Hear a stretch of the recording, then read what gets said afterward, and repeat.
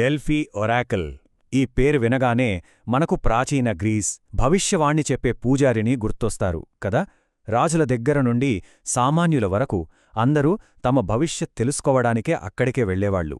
కాని దాని అసలు శక్తి భవిష్యత్ చెప్పడంలో లేదంటే అసలు రహస్యం వేరే ఉంది. పదండి, ఆ కథ ఏంటో కలిసి తెలుసుకుందాం. అసలు ప్రశ్న ఇదే: ఎక్కడో మారుమూల, వెళ్లడానికే భయపడేంత ప్రమాదకరమైన ఒక కొండప్రాంతం ప్రాచీన ప్రపంచానికే కేంద్రంగా ఎలా మారింది? కేవలం ఆ ప్రదేశం వల్లేనా, లేక దాని వెనుక మనకు తెలియని లోతైన అర్థాలేమైనా ఉన్నాయా? డెల్ఫీ కథ మనకు ఆ సమాధానం ఇవ్వబోతోంది. చూడండి, ఇక్కడే అదంతా జరిగింది. పార్నాసెస్ పర్వతం యొక్క నిటారైన వాలుమీద. ఎంత గంభీరంగా, నాటకీయంగా ఉందో కదా ఈ ప్రదేశం. ఇక్కడికి వస్తే ఎవరికైనా ఏదో ఒక ప్రత్యేకమైన శక్తి ఉన్నట్టు అనిపించక మానదు. బహుశా ఈ భౌగోళిక అమరికే దాని శక్తికి పునాది వేసిందేమో, ఏమంటారు? సరే, ఇక అసలు విషయంలోకి వెళ్దాం. ఈ ప్రదేశం కేవలం ఒక పర్వతం కాదు, వాళ్లు దీనిని భూమి యొక్క నాభి అని పిలిచేవాళ్లు. ఇక్కడ భూగర్భశాస్త్రం, పురాణం ఎలా ఒకదానితో ఒకటి పెనవేసుకుపోయాయో చూద్దాం. ఈ ఓంఫలోస్, అదే నావిరాయి.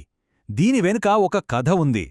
జ్యూస్ దేవుడు భూమికి 2 చివర్ల నుంచి 2 గద్దలను వదిలితే అవి సరిగ్గా ఇక్కడే కలుసుకున్నాయట. చూశారా? ఈ ఒక్క కథే డెల్ఫీకు గ్రీకు ప్రపంచంలో తిరుగులేని ఆధ్యాత్మిక అధికారాన్నిచ్చింది. ఈ రాయే డెల్ఫీని విశ్వానికి కేంద్రంగా మార్చేసిందనమాట. అయితే ఇక్కడే అసలు కథ మొదలవుతుంది. పురాణం, వాస్తవం కలిసేది ఇక్కడే. డెల్ఫీ శక్తి కేవలం కథల్లో లేదు, అది కట్టిన నేలలోనే ఉంది. అవును, భూమి స్వయంగా ఈ కథలొక ముఖ్య పాత్ర పోషించింది. అపోలో దేవుడు భూదేవికి కాపలాగా ఉన్న పైథాన్ అనే పామును చంపి ఈ స్థలాన్ని దక్కించుకున్నాడని వాళ్ల నమ్మకం. ఈ పౌరాణిక విజయం వల్లే అక్కడి పూజారినికి పైథియా అనే పేరొచ్చింది. ఇది కేవలం కథ కాదు, ఒక పాత నమ్మకం స్థానంలో ఒక కొత్త అధికారం ఎలా వచ్చిందో చెప్పే ఒక ప్రతీక అనమాట. సరే, ఈ ప్రదేశం ఎందుకంత ప్రత్యేకమో మనకర్థమైంది. కాని అస్సలు ప్రశ్నకొద్దాం, ఇది ఎలా పనిచేసింది? ఆ భవిష్యవాణి చెప్పే ప్రక్రియ వెనుకున్న అసలు రహస్యమేంటి? ప్రాచీన చరిత్రకారుడు స్ట్రాబో మనకొక క్లూ ఇస్తున్నాడు. ఆయన మాటల్లో చెప్పాలంటే అక్కడొక రహస్యమైన ఆవిరి వచ్చేదట. దాన్ని న్యూమా అని పిలిచేవాడు. అంటే శ్వాస లేదా ఆవిరి అనే అర్థం.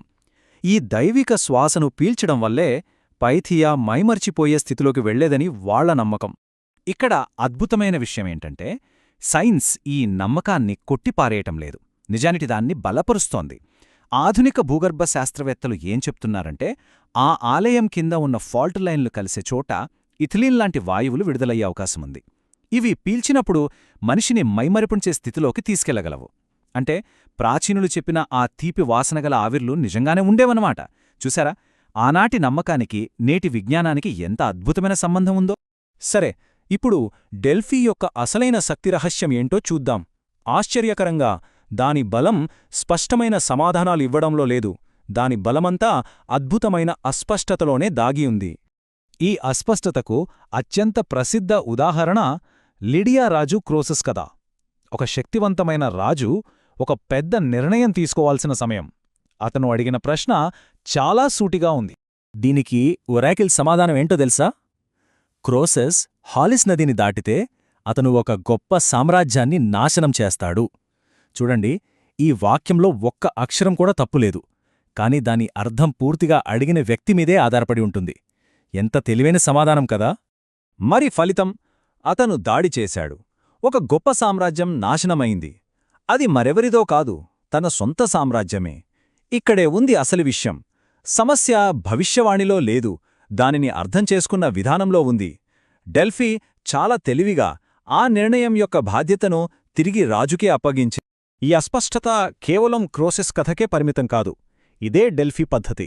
ఉదాహరణకు స్పార్టన్లను చూడండి. టెజియాను మీకు నృత్యం చేయడానికి వేదికగా ఇస్తాను అని ఒరాకిల్ చెప్తే వాళ్లు అహంకారంతో గెలుపు తమదే అనుకున్నారు. కాని చివరికి ఓడిపోయి అక్కడి పొలాల్లో బానిసలుగా పనిచేయాల్సొచ్చింది. మరోవైపు ఏథేనియన్ల కథ చూడండి. వాళ్లను ఒక చెక్కగోడ కాపాడుతుందని చెప్తే వాళ్లు చాలా చర్చించుకొని ఆలోచించి ఆ చెక్కగోడ అంటే తమ నౌకాదళమే అని సరిగ్గా అర్థం చేసుకొని పర్షియన్ల మీద గెలిచారు. చూశారా, ఫలితం ఎప్పుడూ వారి చేతుల్లోనే ఉండేది. సో ఇదంతా చూశాక మనం ఒక ముఖ్యమైన ముగింపుకు వస్తున్నాం. డెల్ఫీ యొక్క అసలు ఉద్దేశ్యం భవిష్యత్తు చెప్పడం కాదు, మనుషులను సరైన నిర్ణయాలు తీసుకునేలా ప్రేరేపించడం. ఒక్కసారి ఆలోచించండి, ఒరాకెల్ గ్రీకు ప్రపంచంలో ఎంత పెద్ద పాత్ర పోషించిందో. కొత్త కాలనీలు స్థాపించాలన్నా, స్పార్టా లాంటి రాజ్యాలకు చట్టాలు చేయాలన్నా, నగర రాజ్యాల మధ్య గొడవలు పరిష్కరించాలన్నా అన్నింటికీ డెల్ఫీ మార్గదర్శనం ఉండేది.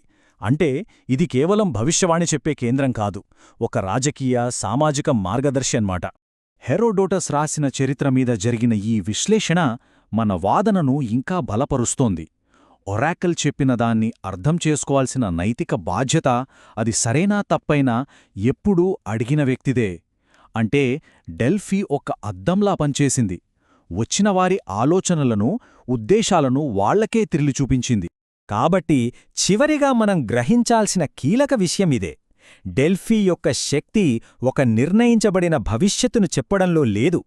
దాని అసలు శక్తి నాయకులను తమ అన్ని అవకాశాలను బేరీజు వేసుకునేలా, రాబోయే పరిణామాల గురించి ఆలోచించేలా, చివరికి తమ నిర్ణయానికి తామే పూర్తి బాధ్యత తీసుకునేలా చేయడంలో ఉంది.